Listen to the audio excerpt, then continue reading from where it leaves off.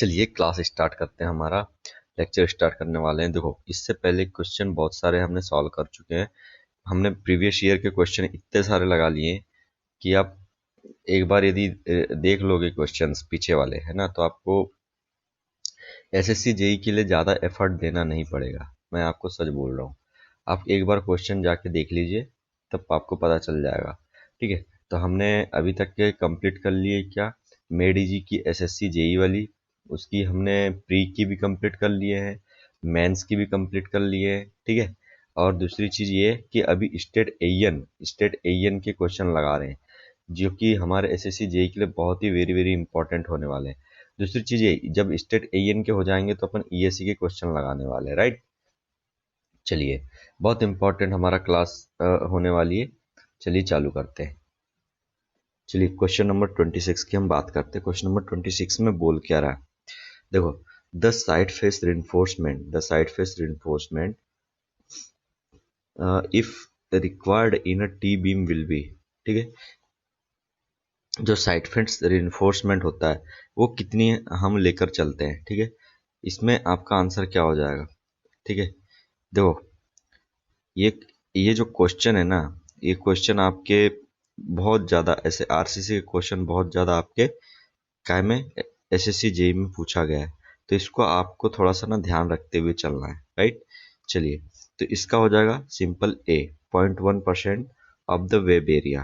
ठीक है, side face reinforcement जो होती है 0.1% ऑफ द वेब एरिया होती है। ठीक है, चलिए, 0.1% of the web area, right. इसको ध्यान रखना है आपको कि जो साइड फेस रिइंफोर्समेंट होती है आपकी, वो कितनी होती है टी बीम में।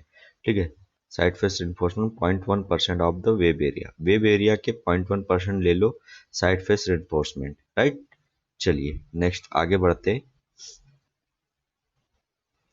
आगे बोल रहे हैं deep beams are designed form. ठीक है, डीप बीम जो है किसके लिए डिजाइन किया जाता है, शियर फोर्स के लिए, बेंडिंग मोमेंट के लिए, and both shear force and bending moment या बेरिंग के लिए किया जाता है।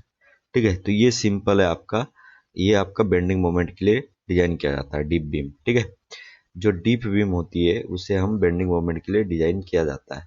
चलो नेक्स्ट क्वेश्चन चेक करते हैं।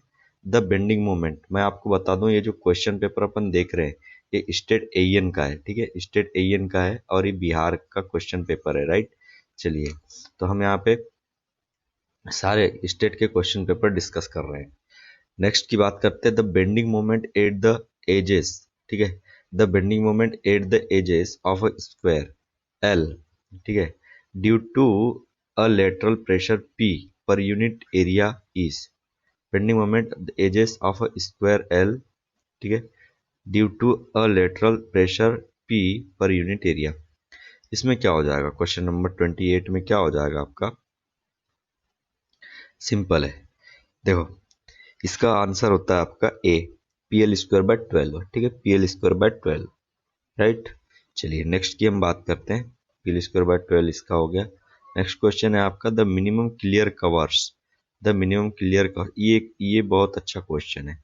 ये ऐसे कवर्स, ये जो कवर के बारे में आपका ना किसमें पूछा है, एसएससी जेई में क्वेश्चन पूछा है। तो आप ना इससे क्वेश्चन लगाओगे तो मुझे नहीं लगता कि क्वेश्चन पेपर आपका जो एसएससी जेई का आएगा वो कहीं बाहर से आएगा। ठीक है, आप बहुत ही अच्छे से कर पाओगे उसे। द मिनिमम क्लियर कवर में बताना है। To the main steel bars in slab. देखो, स्लेब की बात हो रही है, मैंने इसकी ट्रिक भी बताया था आपको।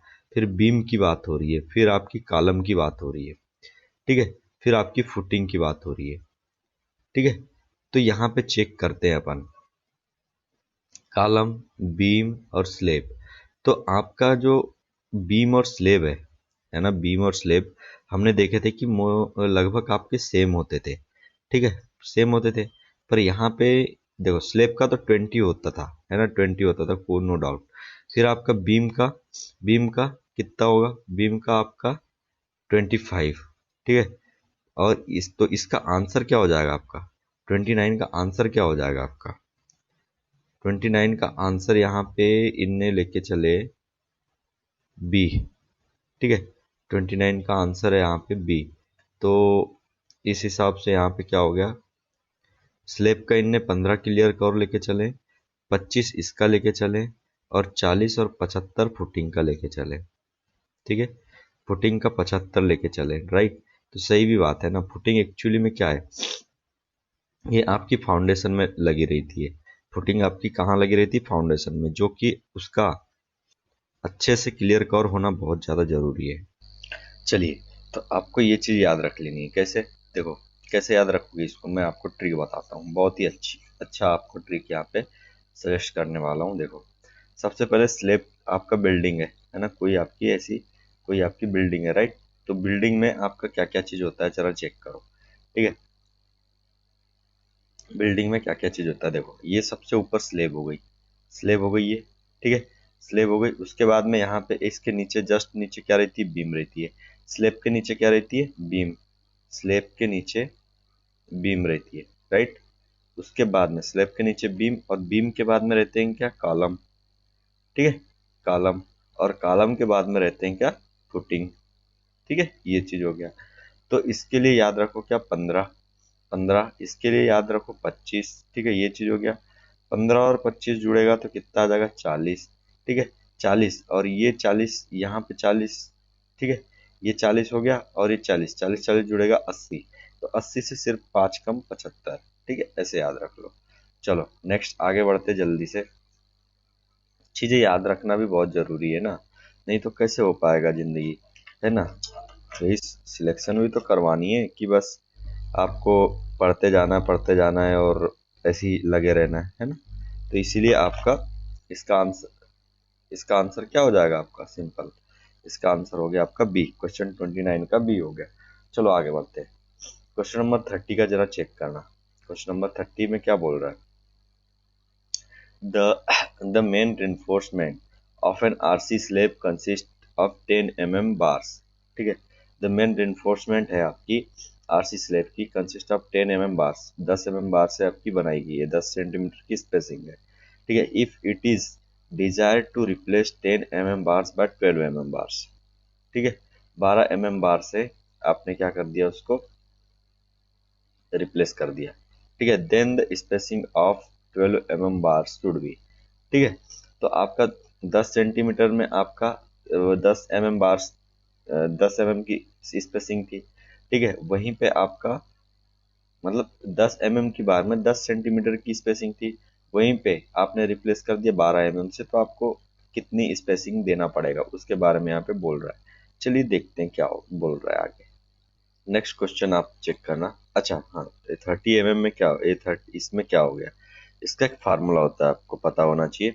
एक रिलेशन होती है, कौन सी, S V, spacing is proportional to D square. ठीक है, ये आपका एक रिलेशन होता है, इसको ध्यान रखना है। स्पेसिंग जो है वो आपके डायामीटर के जस्ट प्रोपोर्शनल होता है। स्पेसिंग आपका प्रोपोर्शनल टू डायामीटर। ठीक है, ये चीज। अब यहाँ पे चेक करते हैं कि इसको कैसे सॉल्व करेंगे। सिंपल, एस बी वन, ठीक है, S B one divided by S B two equal में आपका हो जाएगा डी वन का square divided by D two का स्क्वायर। ठीक है, ये चीज हो गई। अब यहीं पे आप चेक करो कि इसे कैसे आप सॉल्व करोगे। देखो कुछ नहीं करना है इसमें, सिंपल आपको करना क्या है, आपको फार्मूले में पुट कर देना है एस वी टू इक्वल में आपका हो जाएगा 10 का स्क्वायर डिवाइड में आपका 12 का स्क्वायर। ठीक है, यहाँ से एस वी टू निकल कर आ जाएगा, ये आ जाएगा 14.4 सेंटीमीटर। तो ऑलरेडी यहाँ पे आपका क्या निकल कर आ गया, ये आंसर आपका आ गया। ठीक है, ये चीज हो गई। चलिए नेक्स्ट की बात करते हैं। तो आपको एक याद रखना है, क्या चीज, S V, spacing is proportional to dia का स्क्वायर, ये चीज ध्यान रखना है, राइट। चलो नेक्स्ट बात कर लेते हैं आपका क्वेश्चन नंबर 31। क्वेश्चन नंबर 31 में क्या बोल रहा है, minimum pitch of rivets, minimum pitch of rivets shall not be less than. जो आपकी पिच है पता होना चाहिए, एक होता है गेज एंड एक होता है पिच। तो पिच जो होती है वो आपका जो रिवेट है उससे मतलब कितना कम नहीं होना चाहिए, 2.5, ये याद रखो, है ना। 2.5 मतलब 2.5 डी, याद रखना है आपको, रिवेट में 2.5 डी। ये आपका पूछा गया है ना, एसएससी जेई वगैरह में ये चीज पूछी गई है, तो आपको यहाँ पे ध्यान रखनी है। चलो क्वेश्चन नंबर 32 देखो। A steel beam supporting loads from the floor slab, ठीक है, as well as from wall is termed as, ठीक है। ऐसी बीम जो आपका क्या क्या कर रहा है यहाँ पे, ठीक है, beam supporting loads from the floor slab as well as from wall is termed as stringer beam, lintel beam, ठीक है, spandrel beam and header beam, ठीक है। तो आपका यहाँ पे क्या हो जाएगा, ठीक है, यहाँ पे आपका क्या हो जाएगा, तो ऐसी बीम आपकी कौन सी होती है, स्ट्रिंगर बीम, ठीक है, स्ट्रिंगर बीम, राइट। देखो यदि जैसे कि लोड सब क्या बोल रहा है, loads from the floor slab से आपका लोड आ रहा है एज वेल एज आपका वॉल से, है ना, तो उसको अपन क्या बोलेंगे, स्ट्रिंगर बीम, राइट, याद रखना है स्ट्रिंगर बीम। चलिए नेक्स्ट आगे बात करते हैं। द चैनल्स और एंगल्स इन कंप्रेशन कॉर्ड्स, है ना, of the steel truss girder bridges are turned outwards in order to increase the channels or angles in the compression cord of the steel truss girder bridges are turned outward in order to increase, ठीक है। यहाँ पे देखो, यहाँ पे क्या बोल रहा है, किस किस चीज को इंक्रीज करने के लिए अपन यहाँ पे ये चीज करते हैं, ठीक है, टू इंक्रीज, ठीक है, किस चीज को इंक्रीज करने, cross sectional area, section modulus या फिर और चीज। तो इसमें देखो आगे क्या बोल रहा है यहाँ पे, next cross sectional area, section modulus and आपका क्या, देखो इधर होगा मोमेंट ऑफ इनर्शिया वगैरह भी होगा यहाँ पे, ठीक है। तो यहाँ पे देखो मोमेंट ऑफ इनर्शिया वगैरह भी बोल के रखा होगा। अच्छा, radius of gyration and torsional constant, तो यहाँ पे हो जाएगा आपका रेडियस ऑफ गायरेशन, ठीक है। रेडियस ऑफ गायरेशन को अपन बढ़ाने के लिए ही हम यहाँ पे ये चीज करते हैं। 34 में जरा चेक करना, the angle of dispersion of a concentrated load on the flange to the web plate of a steel beam is, ठीक है, एंगल ऑफ डिस्पर्सन। तो इसमें क्वेश्चन आपका 34 में हो जाएगा 45 degree to the horizontal with the horizontal, ठीक है, 45 degree the angle dispersion of a concentrated load on the flange to the web plate of a steel beam, ठीक है, 45 डिग्री विद द हॉरिजॉन्टल, ये याद रखना है आपको। चलिए नेक्स्ट बात करते हैं आगे। अ वेल्डेड, क्वेश्चन 35 में देखना, a welded steel plate girder consisting of two flange plates, ठीक है, a welded steel plate girder consisting of two flange plates,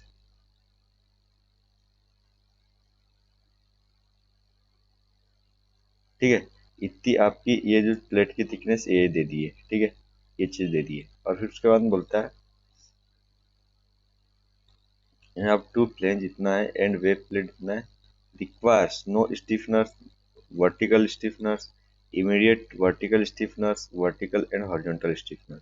तो इसमें से किस किस चीज की रिक्वायर्ड है, इसको पता करने के लिए आप करोगे क्या, देखो simple, for web plate the ratio, ठीक है, वेब प्लेट के लिए क्या होता है ratio, D by T W, ठीक है, एक रेशियो हो गया आपका डी बाय टी डब्ल्यू, ठीक है। तो इससे आप निकाल लोगे क्या, 1000/6, ठीक है, 1000/6, तो 1.667, ठीक है, ये चीज हो गया।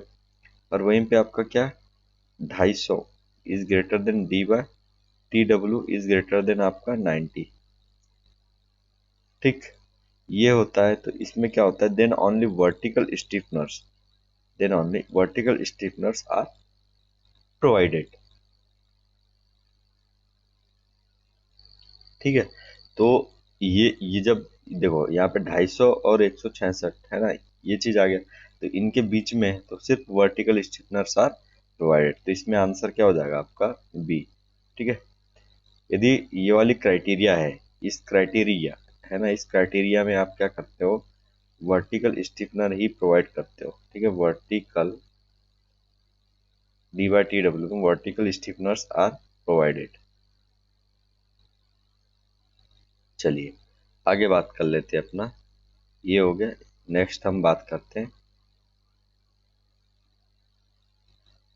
Question number 36। ठीक है, क्वेश्चन नंबर 36 क्या बोल रहा है, देखो, the absolute maximum bending moment. ठीक है, absolute maximum bending moment in a simply supported beam of span 20 metre due to moving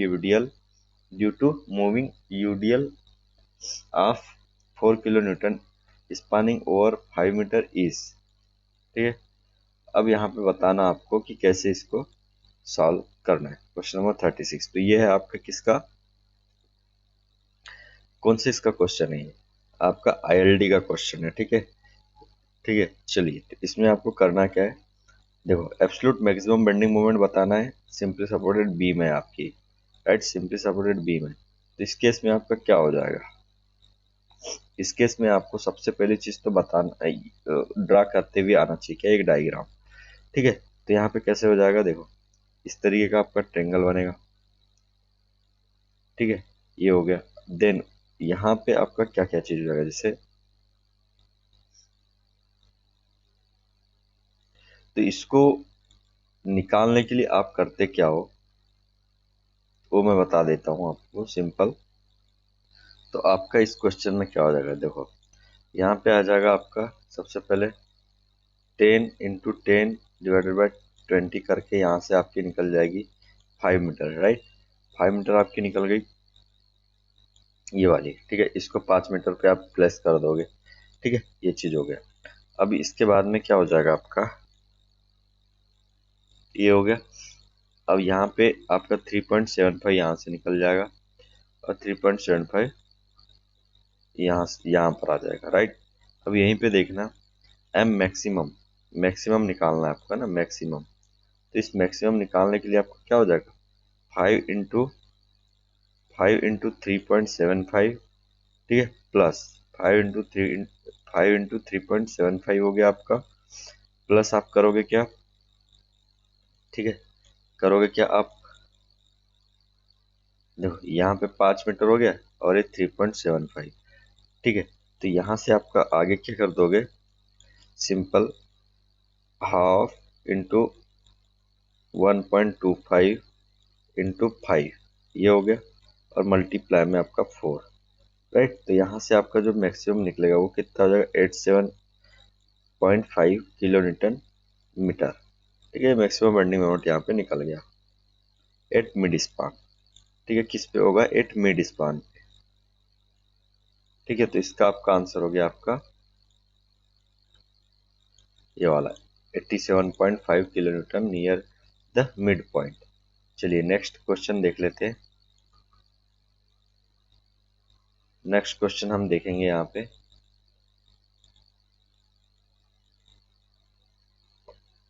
in two hinged arch, in two hinge arch an increase in temperature. ठीक है, induce, ठीक है, induces, यदि temperature increase होगा two hinge arch में तो क्या क्या चीज इंड्यूस होगी, no bending moment in the arch rib, the uniform bending moment in the arch rib, ठीक है, the maximum bending moment at the crown, the minimum bending moment at the crown. ठीक है, तो यहाँ पे आपका क्या हो जाएगा, तो इस क्वेश्चन में आपका सिंपल है, see the maximum bending moment at the crown. ठीक है, टू हिंज आर्च है आपका, टू हिंज आर्च है, देखो, टू हिंज आपकी आर्च है। अब यहाँ पे टेम्परेचर राइज हुआ, टेम्परेचर राइज हुआ तो ठीक है, टेम्परेचर में चेंज हुआ, इंक्रीज हुआ, तो क्या होगा, bending moment, maximum bending moment आपका एट द क्राउन। ठीक है, क्राउन होता है ये वाला, ठीक है, टॉप वाला जिसको बोलते हैं अपन क्या, क्राउन। ठीक है, ये चीज हो गई। चलिए नेक्स्ट आगे क्वेश्चन देख लेते हैं, जल्दी जल्दी क्वेश्चन करेंगे क्योंकि अपने पास में थोड़ा सा क्या है, प्री वो वाला भी तो देखना है ना, जनरल जीएस वीएस वगैरह। ठीक है, चलो जल्दी जल्दी काम खत्म करते हैं। A symmetrical two-hinge parabolic arch subjected to a uniformly distributed load on the entire horizontal span is subjected to, ठीक है, asymmetrical two hinge parabolic arch, ठीक है, two hinge parabolic arch है आपकी when subjected to a uniformly distributed load, ठीक है, the entire horizontal span is subjected to radial shear, ठीक है, normal thrust Elon and normal thrust and bending moment, normal thrust, radial shear, ये तो इस पे आपका क्वेश्चन नंबर 38 में आपका क्या क्या हो जाएगा, ठीक है। तो इसमें आपका सिंपल है, इसमें हो जाएगा आपका बी, ठीक है, नॉर्मल थ्रस्ट एलॉन, ठीक है, नॉर्मल थ्रस्ट एलॉन, सिर्फ नॉर्मल थ्रस्ट ही आएगा। Symmetrical two hinge parabolic arch, ठीक है, सिमेट्रिकल दो टू हिंज पैराबोलिक आर्च है आपकी, ठीक है, टू इंच पैराबोलिक आर्च है subjected to a uniformly distributed load, ठीक है, यहाँ पे आपका क्या है, ठीक है, इस तरीके का आपका पैराबोलिक इसमें डिस्ट्रीब्यूटेड लोड है on the entire horizontal span, ठीक है, इंटायर हॉरिजॉन्टल स्पान में सब्जेक्ट टू आपका नॉर्मल थ्रस्ट एलॉन, ठीक है, नॉर्मल थ्रस्ट आपका यहाँ पे लगेगा। चलिए नेक्स्ट क्वेश्चन देख लेते हैं आपका, a fixed beam of span L is carrying a point load, carrying a point load P, its mid span, ठीक है, its mid span, if the moment of inertia of the middle half length is two times that of the remaining length, then the fixed end moment will be, ठीक है। Question क्या बोल रहा है एक बार अच्छे से पढ़ लो। A fixed beam of span, fixed beam बोल रहा है, ठीक है, स्पान आपकी एल है, fixed beam span L, point load आपकी यहाँ पे लग रही है, point load P is mid span, ठीक है, if the moment of inertia of the middle half length is, ठीक है, मिडल हाफ लेंथ बोल रहा है यहाँ पे, मोमेंट ऑफ इनर्शिया, ठीक है, middle half length two times that of the remaining length, ठीक है, जो है ये टू टाइम्स टू आई है, यदि यहाँ पे क्या होगा ये आई होगा तो इस तरीके का बोल रहे हैं, ठीक है। Then fixed end moment will be, आपको फिक्स्ड इन मोमेंट बताना है, राइट। तो इसमें आप क्या कर दोगे, सिंपल आपका, ठीक है, देखो यहाँ पे इनने कुछ ऐसा बोला है, क्वेश्चन आपका यहाँ पे क्या बोल रहा है, थोड़ा सा यहाँ पे दिक्कत है, क्वेश्चन यहाँ पे ऐसा है कि इस तरीके का आपका क्वेश्चन है, यूं ये देन आपका ये और ये, ठीक है, ये इस टाइप का क्वेश्चन है आपका, ये है आपका ई आई, ये है आपका टू ई आई और ये है आपका फिर से ई आई, राइट। तो उसने बोला है हाफ में, तो ये हाफ हो गया, यहाँ पे एल बाय फोर हो गया, यहाँ पे एल बाय फोर हो गया और पी यहाँ पर लग रहा है। तो इस केस में आपका जो मैक्सिमम बेंडिंग मोमेंट है वो निकल कर आता है कितना, ध्यान रखने वाली बात है यहाँ पे, कितना आता है, M equals to 5 P L by 48, ठीक है, ये इसको थोड़ा सा ध्यान रखो, 5 पी एल बाय 48, राइट, ये आपका आंसर होता है। ऐसा यदि क्वेश्चन आया तो आपको याद रख लेना है 5 पी एल बाय 48 आपका आंसर रहेगा, राइट, 5 पी एल बाय 48। चलिए नेक्स्ट क्वेश्चन देखते हैं, यहाँ क्वेश्चन क्या बोल रहा है चेक करना, question number 40, the influence line for horizontal thrust in two hinge parabolic arch, ठीक है, influence line for horizontal thrust in two hinge parabolic arch is parabolic, triangular, cubic and rectangular, ठीक है। तो इन्फ्लुएंस लाइन बताना है आपको किसके लिए, फॉर हॉरिजॉन्टल थ्रस्ट के लिए, for horizontal thrust in two hinge parabolic arch, इसमें हो जाएगा आपका क्वेश्चन नंबर 40 का सी, मतलब कि ट्रेंगुलर, राइट, ट्रेंगुलर आपका यहाँ पे आंसर हो जाएगा, ठीक है, ट्रेंगुलर। नेक्स्ट देखते हैं अपना क्वेश्चन नंबर 41 में क्या बोल रहा है, for a single point load W moving on a symmetrical three hinge parabolic arch, ठीक है, parabolic arch of span L, the maximum sagging moment occurs at a distance x from ends. The value of x is इसमें क्या हो जाएगा आपका question number 41।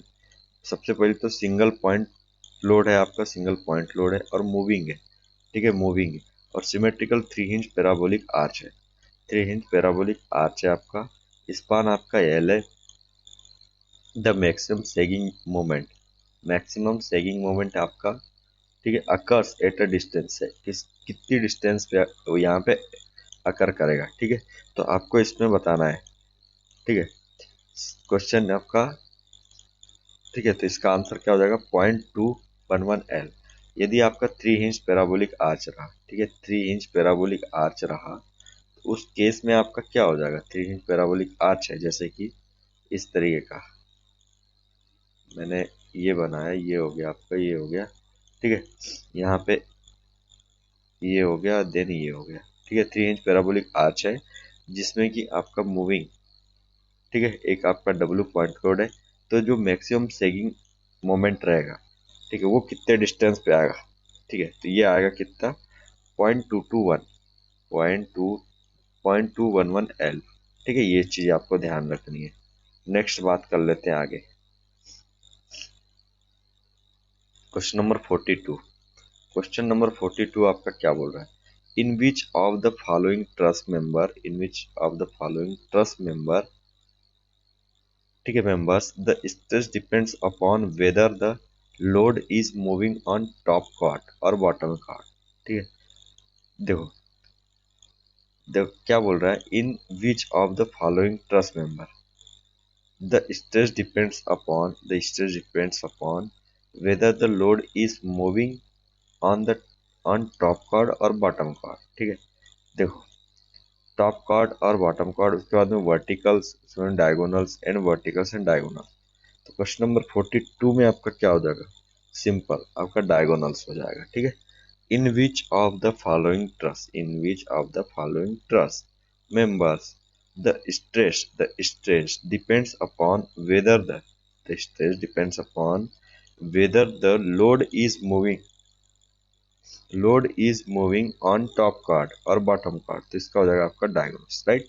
चलिए next बात कर लेते हैं आपका क्वेश्चन नंबर 43।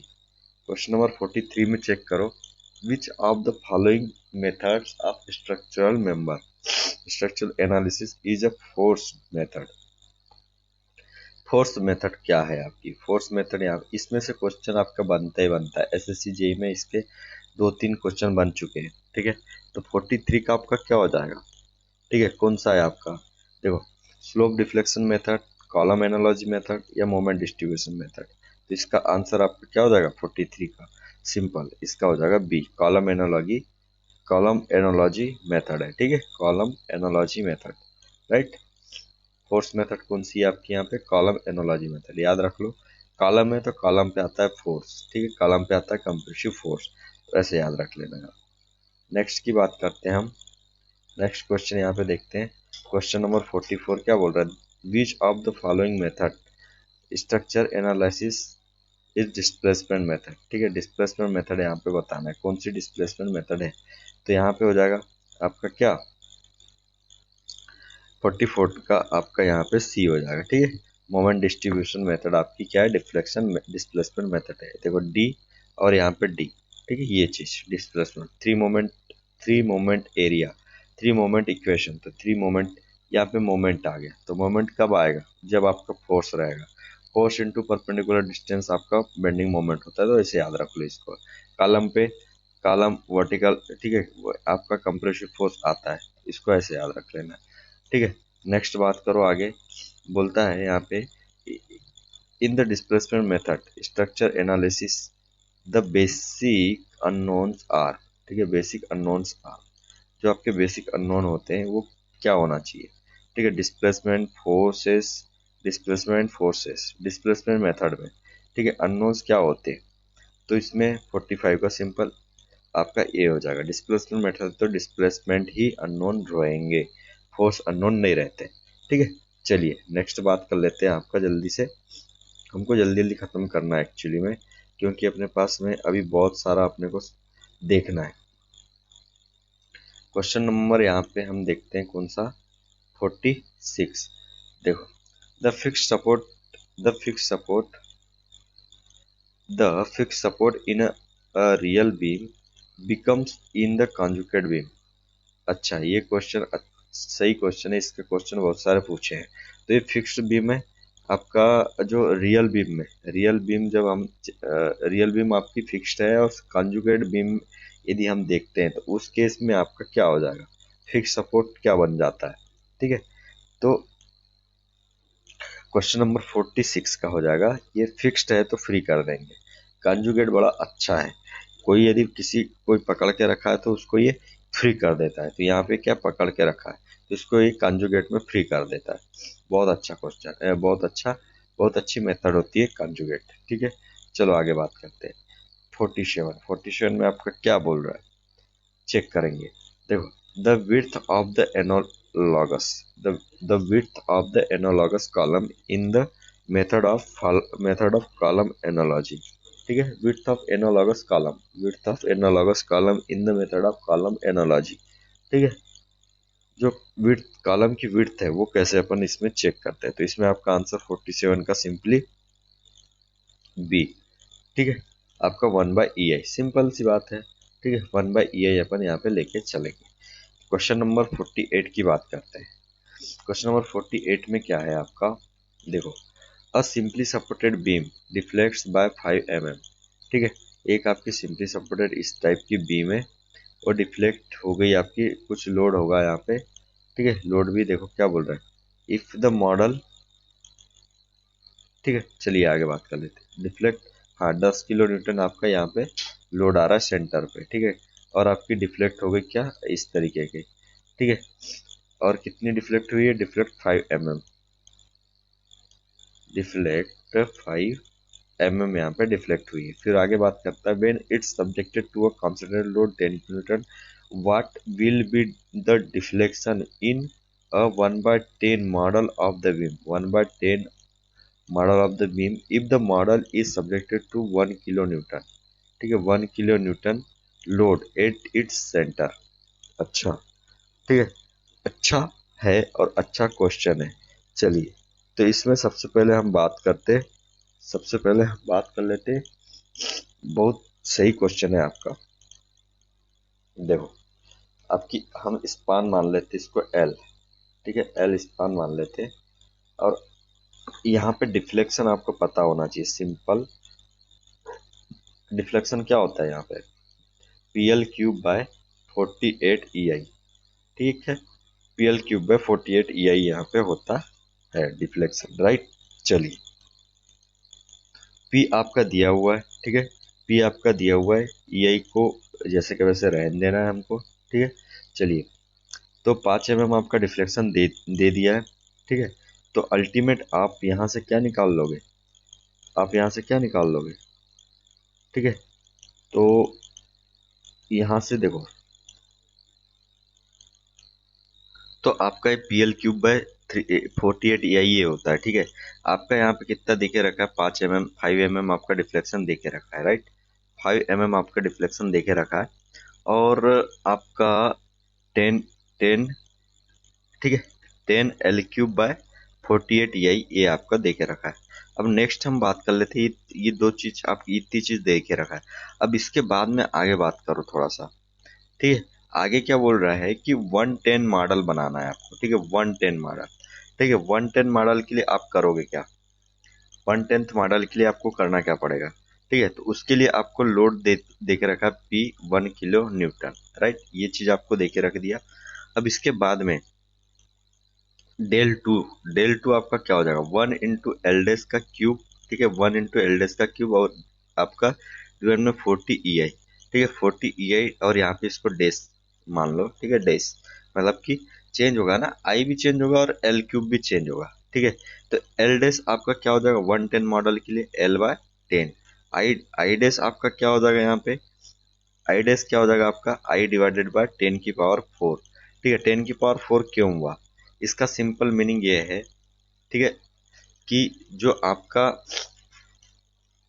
जो आपका आई जो होता है वो क्या होता है आपका, ठीक है, mm की पावर 4 ही होती है ना इसकी यूनिट, ठीक है, mm की पावर 4, ठीक है। तो ये चीज हो गया आपका, यहाँ से ये निकल कर आ गया। अब नेक्स्ट आगे बात कर लेते हैं सिंपल। तो हमको करना क्या है यहाँ पे, दोनों को, दोनों डिफ्लेक्शन को इक्वेट कर देना है, ठीक है।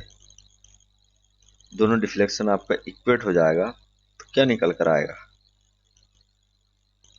सॉरी सॉरी डेल, अपन दोनों इक्वेशन दोनों डिफ्लेक्ट कैसे हो जाएगा, से भाई एक में 1 किलो न्यूटन है और एक में आपका 10 किलो न्यूटन है, तो दोनों तो डिफ्लेक्शन डिफरेंट ही होगा, ठीक है। तो सिंपल देखो L/10 ये आपने निकाल लिया ये सारी चीज, अब सीधे पुट कर दो इसमें, ठीक है।